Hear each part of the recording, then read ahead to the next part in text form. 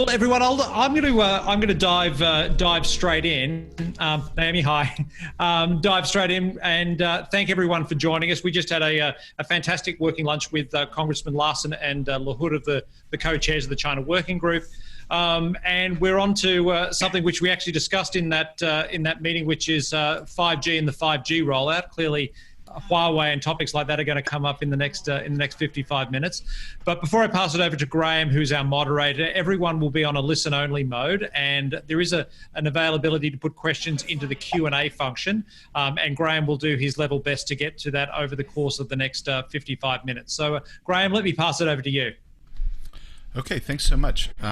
Paul, it's nice to be here with you all. I'm coming to you from Oakland, California, where, as I mentioned, the sky is not orange today. It's just regular dirty. But I'm Graham Webster. I'm editor of the USChina project and a research scholar at Stanford's Cyber Policy Center, where I specialize in tracking China's tech policy developments. And we have with us here three great panelists. We were going to have four, but one person had to take off at the last minute. But we're going to move on forward, and we have some great folks to discuss today. I'm going to read short bios and then introduce them to give some introductory remarks one by one, and then we'll have plenty of time for discussion, I hope, even in a short session. So first is Naomi Wilson. Naomi serves as Senior Director for Policy for Asia at the Information Technology Industry Council, known as ITI. And before that, she served at the Department of Homeland Security, where she most recently held the position of Acting Director for the Asia Pacific. In that capacity, she was part of the negotiations around the big cyber deals between the U.S. and China around the Xi Jinping state visit to the U.S. in 2015. And before that, Naomi served also in the Senate Committee on Homeland Security and Governmental Affairs and as a research assistant at CSIS. Next is Paul Triolo. Paul is, in addition to being a collaborator with the USChina project from the beginning, so a good friend of mine, Paul is practice head of geotechnology at the Eurasia Group. This is a new practice that he's been leading at Eurasia Group, focusing on global tech policy issues, cybersecurity, internet governance, regulatory issues, and especially in the emerging areas around automation and AI and fintech. And he also serves as a senior advisor on technology at Macro Polo, the publication of the Paulson Institute. Before all this, Paul worked for decades as a U.S. government expert on China's science and technology development, and so has a really deep background in what China's been working on for the last, since the digital revolution, Finally, we have Nina Xiang, founder of the China Money Network, an AI-based platform tracking Chinese investments in smart technology, founded in 2011. She's also the author of Red AI, Victories and Warnings from China's Rise in Artificial Intelligence. And I think it's worth noting, as a journalism grad myself, she has journalism degrees from both the Communication University of China and the University of Missouri. And I'll give Mizzou a shout out, even though I went to Medill, which is that's an insider, journalism people, taunt. But anyway, so we're going to go first to Naomi, and then to Paul, and then to Nina. Naomi, can you start us off with a vision from your perspective, both formerly working in government and now working at the intersection of industry and policy, of what are the stakes for 5G security policy, and how does this all interact, and how to do it smartly? Sure, happy to. Well, the stakes are very high with respect to 5G. It's obviously a priority not only for the US government, but for all governments across the globe. They really want their citizens and their companies to be able to take advantage of the speed and alacrity of the 5G networks and infrastructure. But there are definitely serious policy questions and implications that have to be addressed first. And we're seeing this work its way out messily as the US government in particular tries to manage the risks and the threats posed within the 5G infrastructure. So from the ITI perspective and from my perspective, the national security question when it comes to 5G is absolutely exceptionally important, and it needs to be addressed adequately. But in order to fully address that question, it really takes a combined effort between the public and the private sector. The public sector obviously has intelligence and access to information and trend lines that the private sector doesn't necessarily have. But the private sector also has access to its own networks and understands what's going on those networks, whether they're seeing an increase in suspicious activity or intrusions. So it's really important that both sides get together and compare notes. And when we're talking about policies, having both parties involved on the front end is really, truly important. To get the full scope of, okay, what are the concerns here? What is our risk assessment from both the public sector perspective and the private sector perspective? How do we adequately address that risk without also undermining unintentionally either the US economic advantage or companies' ability to innovate, or even the security principles that we're trying to achieve through these policy proposals. So, that's something that I don't think has been fully fleshed out at this point in time, and it is worrisome because the 5G effort, as I said, is a global one, and there is a lot at stake. So while we absolutely want to make sure that networks are secure and that security and the national security component come first and foremost, the last thing we want to do is undermine our own objectives. And so there needs to be a thoughtful multi-stakeholder process to ensure that that doesn't happen. Great. Well, that's a great introduction to what we're looking at.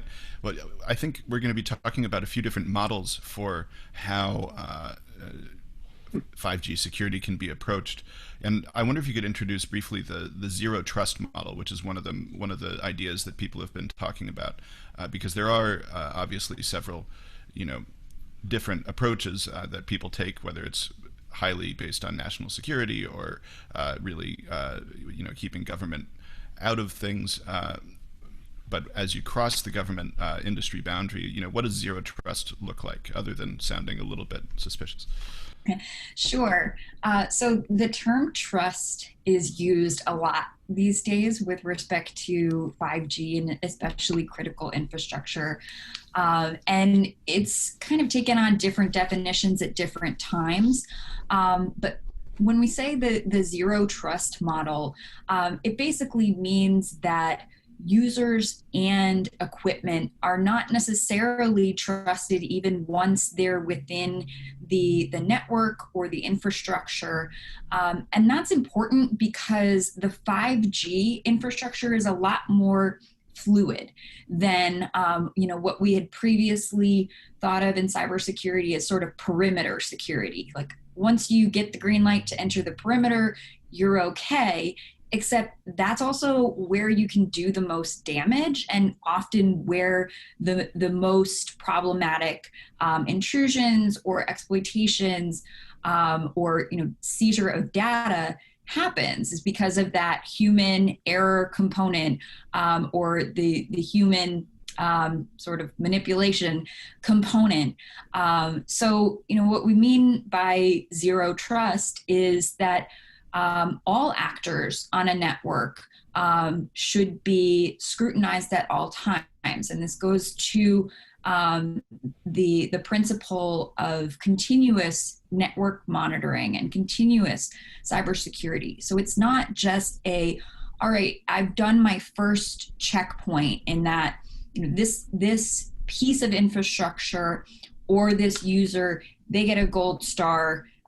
They're free and clear. It's the idea that you need to be consistently and continuously monitoring all activity that has a role on the network. And you need to pay attention to specific zones in particular that are the most vulnerable.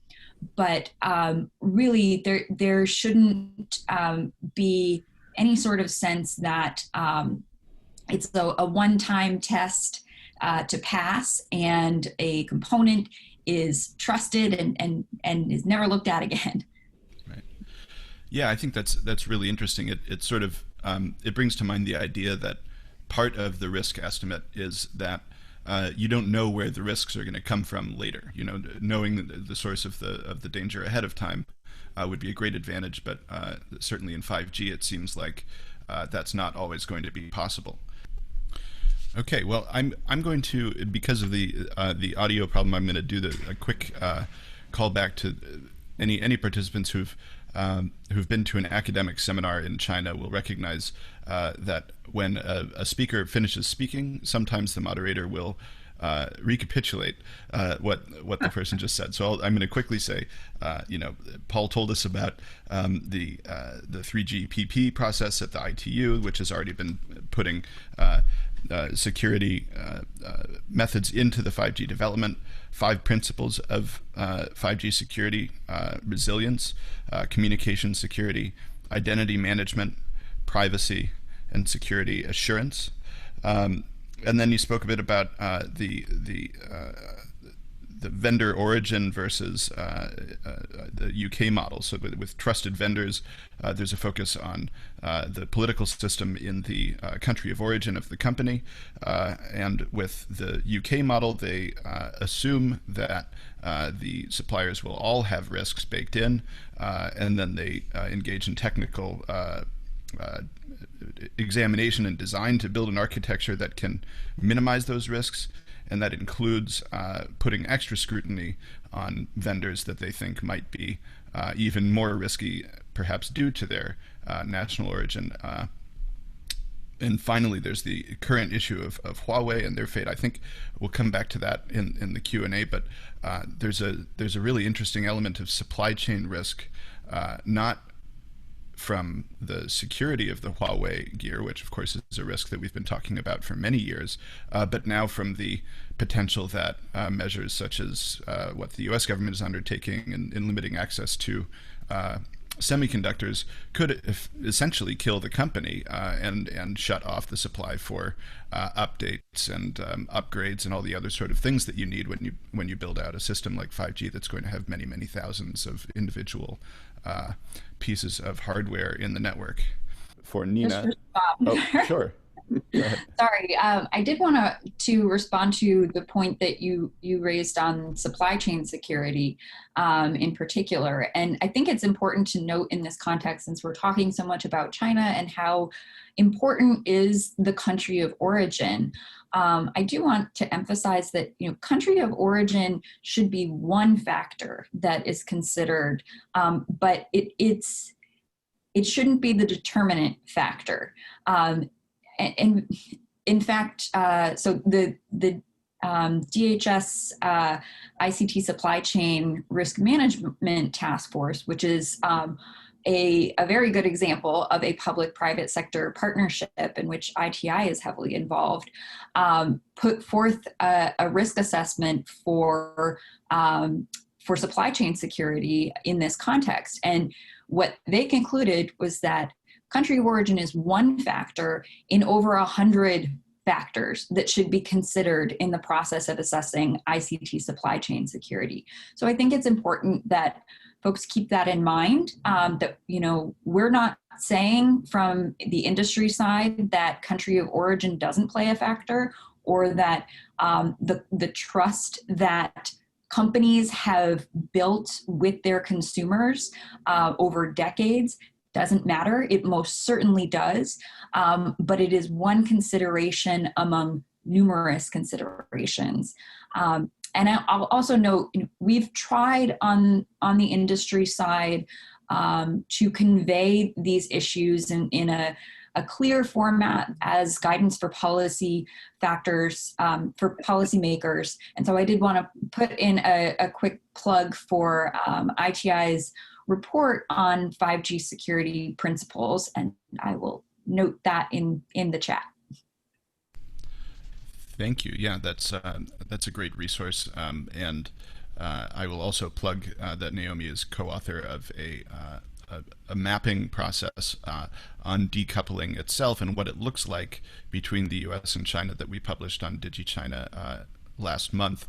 I really encourage people to take a look at that and look at all the different ways that U.S.-China tensions are flowering and actually being implemented in policy on both sides. I think that actually brings us pretty well to Nina after some delay. I'm sorry about that. But Nina, can you talk about a little bit of what's at stake here as these countries look at their 5G security plans? You know, what does it mean for the for the U.S. and Chinese and relationship, and also for how Chinese industry works with the world and all the kind of benefits and dangers for various people in that? Yeah, sure. So I may come from a very different angle from other two panelists because I absorb two types of materials and knowledge. One coming from the U.S. side or the English language side, but also I tune in pretty heavily also on the Chinese source side. So recently, one of the Chinese mobile operators, I forgot whether it's China Mobile or China Telecom, issued their announcement of their 5G vendor list. And no surprise here, of course, Huawei got the lion's share of the contract, but also Ericsson and Nokia got tiny bit of a contract as well. So in that case, you could say, you could ask a question. So China has, had a 5G infrastructure that's pretty much a very Chinese-centric supplier structure. Does that make China's 5G very secure? Of course not. It's going to face the same kind of security risks as any other countries. So obviously, the composition of 5G vendor shouldn't be the only or the most critical consideration when you come to 5G security.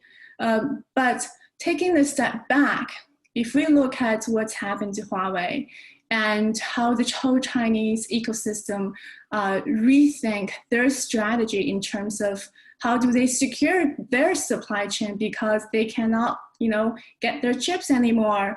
They cannot get into certain markets. I think it has really galvanized the whole industry to, put 200% their effort and resources into building up an independent, mostly domestic supply chain and ecosystem that relies on hopefully Chinese chips, Chinese operating systems, Chinese apps, and everything else that you could, throw in the system. So, so I think, from the U.S. point, the actions that has been taken, you can use it once and the confidence is broken, and there's no way, I think, probably a very, very likely scenario is Chinese company are no longer going to want to rely on any American critical component supplies.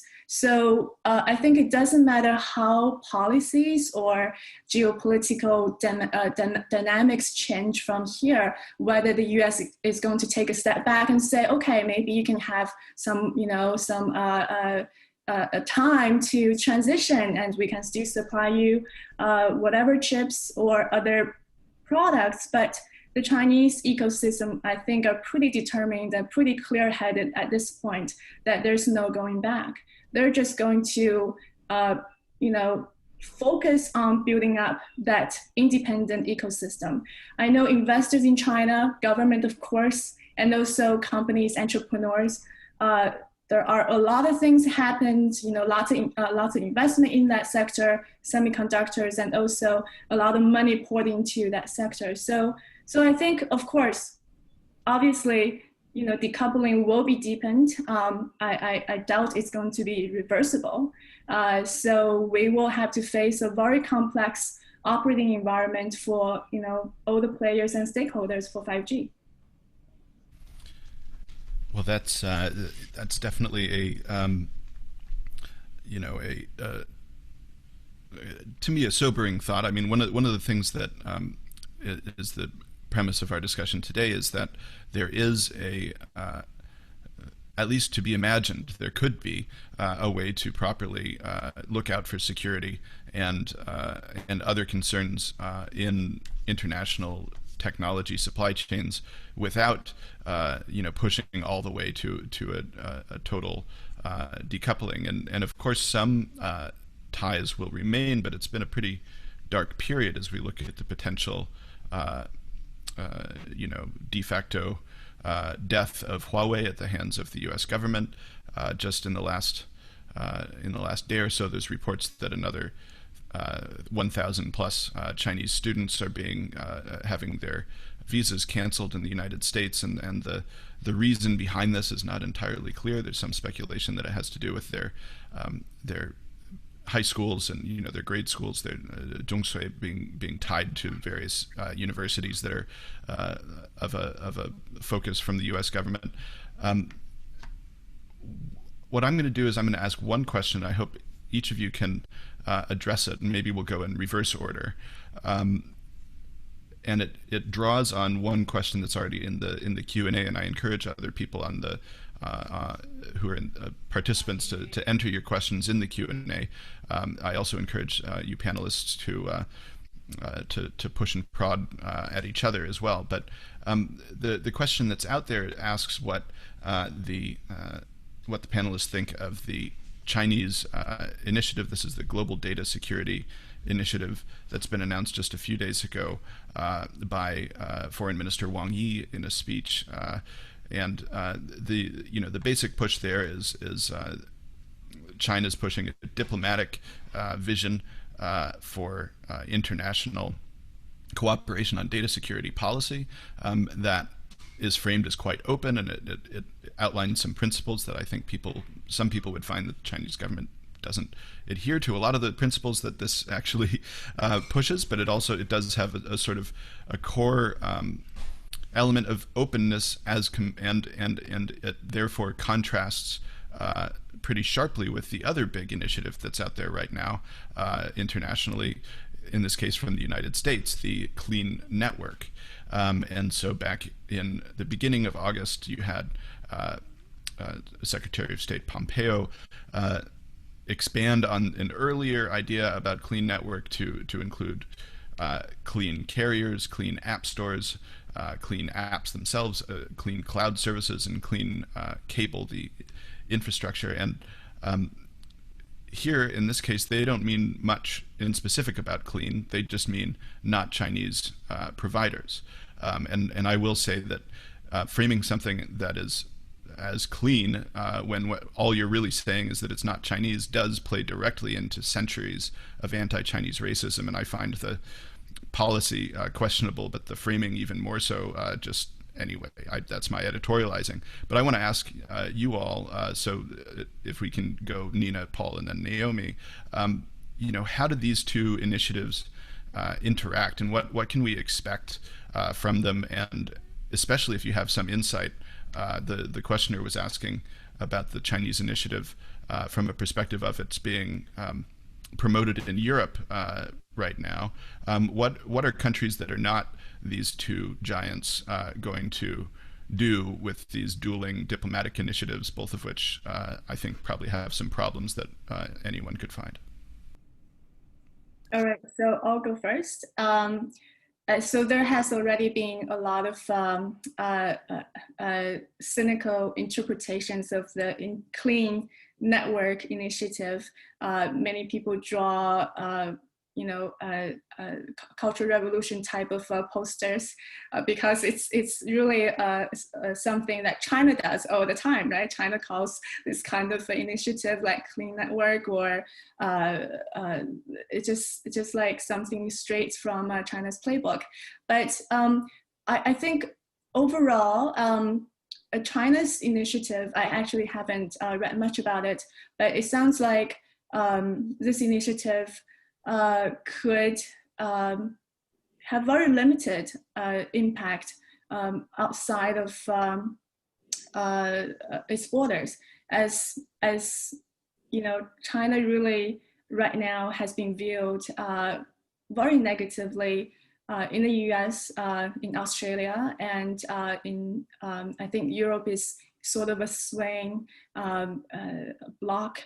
But if you look at in the US, anti-China sentiment, it has risen from around 30% to 70% or even more, just in the space of the past couple of years. So I think that's a backdrop of the type of distrust that's going to seep into a lot of other aspects.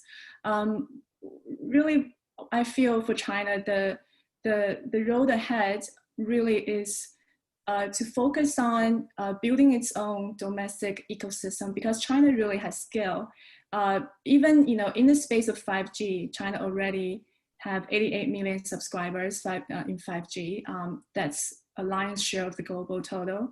If you look at base stations, the same thing. So China's going to basically, if you look at the timetable, it's going to lead far ahead in compared to other countries in terms of rollout, in terms of testing in scale, all the sorts of industrial applications, smart cities, autonomous driving, remote medicine, and all the other applications that you can think of.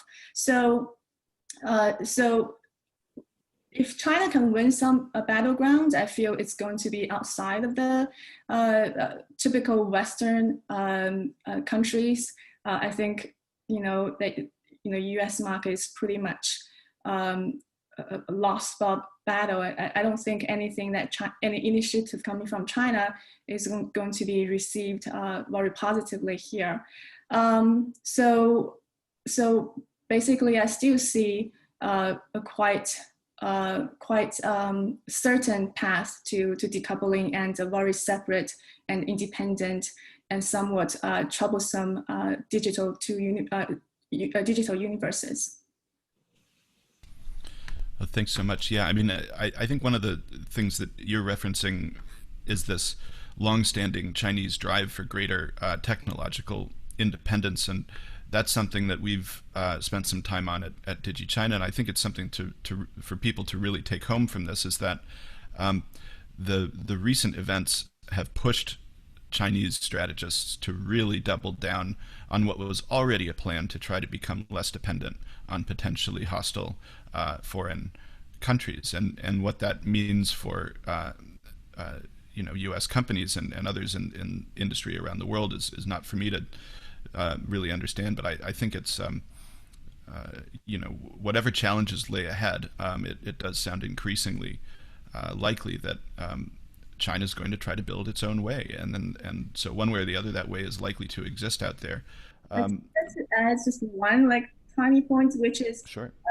Everybody knows the Made in China 2025 initiative, and it's a very high profile, and then in retrospect, an unthinkable piece of document. You no longer can find this document on Chinese government website anymore because they have taken it down. Because looking back, it's just quite silly to have a document out saying we want domestic players to have this much market share in all these different industries, and clearly, that's not something they should lay out in the public document. I think from now on, all the effort will be a lot more low profile. Companies are going to just do it instead of talk so prominently about it. But so it's going to be basically talk less and do more. Right. Well, thank you. I still want to get Paul and Naomi in on the dueling diplomatic questions, but I'm going to add one from the Q&A as well. Patrick Lozada asks, to what degree are these Chinese efforts to remove dependence on U.S. technology something that predates the U.S., the more recent U.S. restrictions? Looking at things like Made in China 2025 and the implications of the cybersecurity law. Yeah, thanks. I mean, I think that underlines something that's just a theme of the way we talked about this leading into the panel today, which is just that there is a cost of compartmentalizing in this way, and there's a potential benefit, because if you're fearing interference by the government from the origin country of some piece of equipment, well, you significantly decrease that risk if you just cut out anything from that country. But you also cut yourself off from everybody who's working hard to innovate there and to build new and useful things. We are coming toward the end, but I want to go to Naomi, and if I'm going to ask at the very end if Nina and Paul have a 30-second last thought. But if I can go to Naomi first on this big theme, that the competing global initiatives, and however else you want to address the discussion, go ahead. Yeah, so the data security initiative didn't really come as a surprise, but it is certainly timely, and it's definitely meant to be a response to the Clean Networks Initiative and all of the other talk going on in the U.S. government. But I wanted to emphasize one point that Paul made on China's governance model, and in particular with respect to data and data localization.